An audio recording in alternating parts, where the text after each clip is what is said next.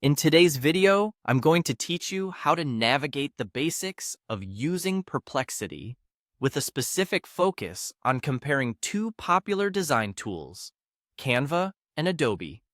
Whether you're a beginner or someone looking to explore different AI design features, this guide will help you understand how to use Perplexity to make an informed comparison between these two platforms.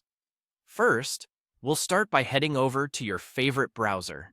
For most people, Google search is a familiar starting point. Type in Perplexity in the Google search bar. This step may seem straightforward, but it's crucial for accessing the tool we're discussing.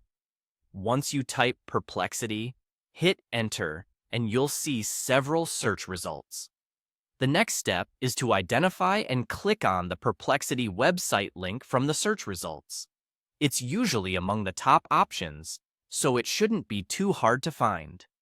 Our goal here is to access Perplexity's platform, where you can input specific prompts to generate helpful comparisons and insights.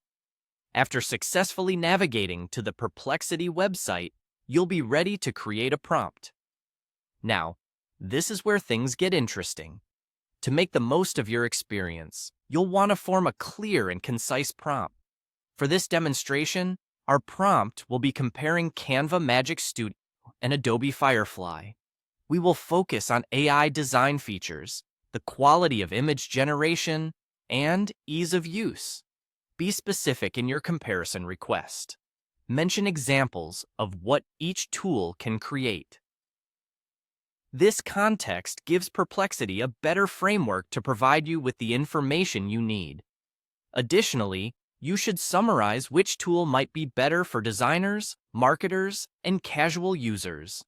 Lastly, ask for recent 2025 sources, highlighting any exciting new updates or pricing differences.